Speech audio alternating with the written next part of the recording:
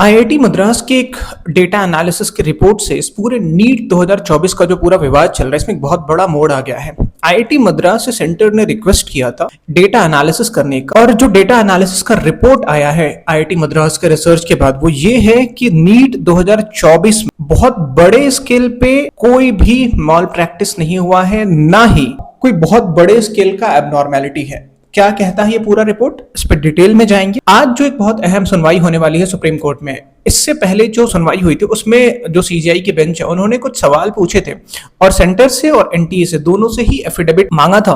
कुछ जो सवाल पूछे थे उसके जवाब के लिए, तो वो एफिडेविट कल फाइल करना था, यानी वेडनेसडे को फाइल करना था, और वो एफिडेविट फाइल हो गई है। इसी एफिडेविट में ये सारी बातें की गई हैं। तो अब सबसे पहले ये समझते हैं कि क्या है ये आईआईटी मद्रास का जो रिपोर्ट है, डेटा एनालिसिस का जो रिपोर्ट है, उसका कंक्लूजन क्या रहा है। चूंकि आईआईटी मद्रास इंडिया की नंबर 1 आईआईटी है और आईआईटी मद्रास से किसी रिपोर्ट को खारिज करना स्ट्रेट अवे ये बहुत डिफिकल्ट होगा। तो एक बार पहले समझ लेते हैं कि आईआईटी मद्रास की एंट्री हुई कैसे है इस पूरे मैटर में। तो अब जब ये लास्ट हियरिंग थी उसके बाद सेंटर ने, जो मतलब सेंट्रल गवर्नमेंट है, इन्होंने आईआईटी मद्रास से रिक्वेस्ट किया था एक डेटा एनालिसिस करने का, जो रिजल्ट आया हुआ है उसका। तो अब आईआईटी मद्रास ने क्या किया कि जो टॉप 1,40,000 रैंक्स हैं उनको कंपेयर किया 2023 से और जो इस बार का रिजल्ट है उससे, ताकि ये चेक किया जा सके कि क्या कोई एबनॉर्मेलिटीज हैं। अब इसमें जो कंक्लूजन आया हुआ है या जो इस रिपोर्ट की फाइंडिंग है वो ये कहती है, 10 तारीख को ये रिपोर्ट आया।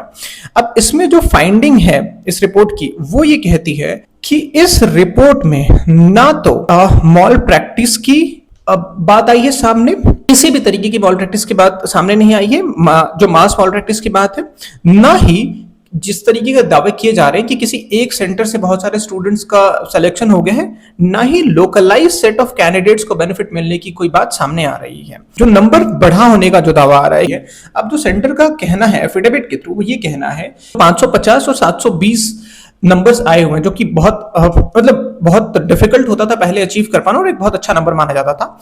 इसमें ये नंबर बहुत सारे स्टूडेंट्स के आए हैं और वो इसलिए आए हैं, इसके पीछे जो तर्क दिया है सेंट्रल गवर्नमेंट ने वो ये दिया है कि 25% सिलेबस जो हमने कम किया हुआ है इसकी वजह से ये नंबर्स बढ़े हुए हैं स्टूडेंट्स के।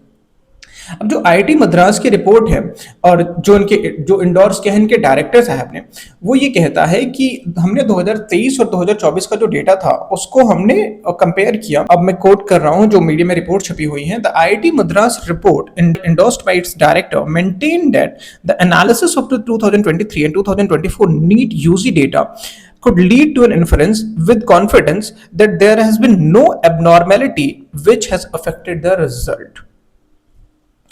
अब सेंटर का जो स्टैंड है वो अभी भी यही है कि हम इस एग्जामिनेशन को कैंसिल करने के पक्ष में बिल्कुल भी नहीं है। हाँ, और इनफैक्ट अब एक स्टेप और आगे जाके सेंटर ने ये भी डिसाइड कर लिया है कि हम इसकी काउंसलिंग कब से कराएंगे। तो काउंसलिंग जो स्टार्ट होगी वो 3rd वीक ऑफ जुलाई से स्टार्ट करने की बात कही गई है। अब इसमें जो बड़ी बातें हैं, 10 जो बड़ी बातें हैं वो मैं आपको बता देता हूं जो सेंटर ने एफिडेविट फाइल किया। जो सबसे बड़ी बात है वो तो यही है कि आईआईटी मद्रास ने जो डेटा एनालिसिस किया है उसके बेसिस पे ये कंक्लूजन निकाला जा रहा है कि कोई बड़े स्केल पे मॉल प्रैक्टिस नहीं हुआ है, ना ही एग्जामिनेशन में किसी भी तरीके की धांधली हुई है बड़े लेवल पे। ये क्लियर जो मैसेज है वो देने की कोशिश की जा रही है सेंटर की तरफ से। अब देखना इंटरेस्टिंग ये होगा कि जो आज की सुनवाई है, क्योंकि लास्ट सुनवाई में सीजीआई का भी ये कहना था कि एक data analysis, thorough data analysis की जानी चाहिए। अब आईआईटी मद्रास से बड़ा रेप्यूटेड इंस्टीट्यूशन नहीं है कोई इंडिया में, उसकी क्रेडिबिलिटी है और उनके डायरेक्टर ने इस रिपोर्ट को एंडोर्स किया है, तो इसको स्ट्रेट अवे नहीं खारिज किया जा सकता है। 10 बड़ी बातें जो इस पूरे एफिडेविट की हैं वो मैं एक बार आपको बता देता हूं। पहली तो बात वही है कि फॉर्मली अपोज किया है रीटेस्ट जो कराने की बात हो रही है। उन्होंने कहा है कि जिन बच्चों ने सही तरीके से बिना किसी चीटिंग के, क्योंकि कुछ स्टूडेंट्स के, अब कितने स्टूडेंट्स इन्होंने आइडेंटिफाई किए हैं वो भी बताया हुआ है, वो भी मैं आपको बताता हूँ कितने स्टूडेंट्स इन लोगों ने आइडेंटिफाई। क्योंकि सीजीआई ने ब्रॉडरली 3-4 सवाल पूछे थे। उन्होंने ये पूछा था कि क्या आप ऐसे स्टूडेंट्स को आइडेंटिफाई कर पा रहे हो जिनको अनड्यू बेनिफिट मिला हुआ है। दूसरा जो सवाल था वो ये था कि स्केल क्या रहा है पूरे पेपर लीक का। तीसरा जो सवाल पूछा था उन्होंने वो ये पूछा था कि पेपर लीक क्या फिजिकल में हुआ है या जो इलेक्ट्रॉनिक डिवाइसेस हैं या जो इलेक्ट्रॉनिक मीडियम है उसको यूज करके पेपर लीक हुआ है। तो अब इन सारे ही सवालों का जवाब देने की कोशिश की गई है इस पूरे एफिडेविट में। तो एक एक करके पहले मतलब मैं आपको बहुत ब्रीफ में बता देता हूं कि जो भी सवाल पूछे गए थे उसका जवाब क्या दिया। तो सबसे पहले तो ये कि क्या ह्यूज स्केल पे पेपर लीक हुआ है। इसका जवाब आईआईटी मद्रास के जो डेटा एनालिसिस है उसके बेसिस पे उन्होंने ये कहा है कि नहीं, ऐसा कोई एविडेंस डेटा एनालिसिस के थ्रू नहीं आ रहा है कि बड़े स्केल पे पेपर लीक हुआ है, और ना ही लोकलाइज्ड लेवल पे पेपर लीक हुआ है। मतलब ऐसा भी नहीं कि कुछ एक सेंटर से ही बहुत सारे स्टूडेंट्स का सिलेक्शन हुआ है। जो भी रैंक्स आए हुए हैं स्टूडेंट्स के वो यूनिफॉर्मली डिस्ट्रीब्यूटेड है अक्रॉस सिटीज, और ये डेटा एनालिसिस के बाद ही रिपोर्ट की गई है।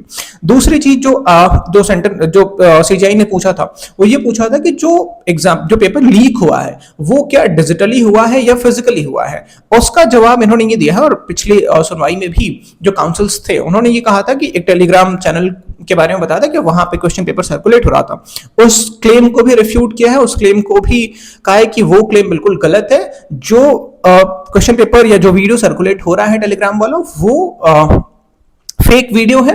उसमें जो डेट 4 तारीख का दिख रहा है वो एडिटेड है। भी जो पूछा था कि कितने स्टूडेंट्स को बेनिफिट मिला हुआ है अनड्यू, तो टोटल जो इन लोगों ने बताया हुआ है 47 स्टूडेंट्स को अनड्यू बेनिफिट मिला हुआ है जो एनटीए ने आइडेंटिफाई किया है। इसमें से 17 स्टूडेंट्स पटना के हैं और 30 स्टूडेंट्स गोधरा के। तो 47 स्टूडेंट्स बताया हुआ। अब एनटीए भी, ये बहुत इंपॉर्टेंट है, एनटीए भी हेविली रिलाई करेगी जो आईआईटी मद्रास का रिपोर्ट है इसके ऊपर आज जो हियरिंग होने वाली है। तो एक बहुत बड़ा टर्निंग पॉइंट आ गया है इस पूरे मैटर में आईआईटी मद्रास के रिपोर्ट के बाद। अब जो कुछ और बड़ी बातें हैं उसमें एक बार ये देख लेते हैं। हाँ, जो मैंने आपको पहले ही बता दिया कि जो टेलीग्राम चैनल की बात की जा रही थी उसको फेक बताया है एनटीए ने। वो ये बताया कि एडिटेड है, और 4 मई का जो स्क्रीनशॉट जो 4 मई का उसमें डेट दिख रहा है वो एडिटेड है, तो उसको भी खारिज कर दिया है। उसके बाद हाँ, सीजीआई ने फिर ये भी पूछा था कि आप और क्या स्टेप्स ले रहे हो जिससे कि जो भी गड़बड़ियां आई हैं सामने उसको रोका जा सके। तो सेंटर ने बताया हुआ है कि हम जो प्लान कर रहे हैं वो ये प्लान कर रहे हैं कि अब हम पेपर जो ओएमआर बेस्ड टेस्ट होता था उसको हटा के हम कंप्यूटर बेस्ड टेस्ट कराएं, मतलब सीबीटी मोड पे हम इस टेस्ट को कराएंगे। और उसके बाद जो अभी एक लॉ पास किया इन्होंने उसकी भी बात की गई है कि हमने ये स्टेप लिया हुआ है। इन्होंने जो बताया वो ये बताया कि to strengthen the examination process government ने बताया है कि एक हाई लेवल कमेटी गठित की गई है। डॉक्टर डीके राधाकृष्णन जो है, जो फॉर्मर इसरो के चेयरमैन हैं, उनकी अध्यक्षता में कमेटी जो है वो रिकमेंड करेगी किस तरीके से ट्रांसपेरेंसी को और एनहांस किया जा सकता है। और उसके बाद जो अभी एक बिल पास हुआ है the parliament enacted the prevention of unfair means 2024 जो पास हुआ था, जो 21 जून 2024 से लागू भी हो गया है, इसकी भी बात की गई है। उसके बाद इन्होंने कंक्लूड करते हुए ये बताया हुआ है कि हम इस पूरे मैटर को एडवर्सोरियल फॉर्म में नहीं ले रहे हैं। मतलब इस तरीके का नहीं कि हाँ कोई पक्ष है कोई विपक्ष है, हम इसको एक इस तरीके से ले रहे हैं कि स्टूडेंट्स का हित हमारे लिए सबसे ऊपर है। सेंटर का जो कहना है वो ये है, सबसे ऊपर है। तो ये बड़ी बातें हैं।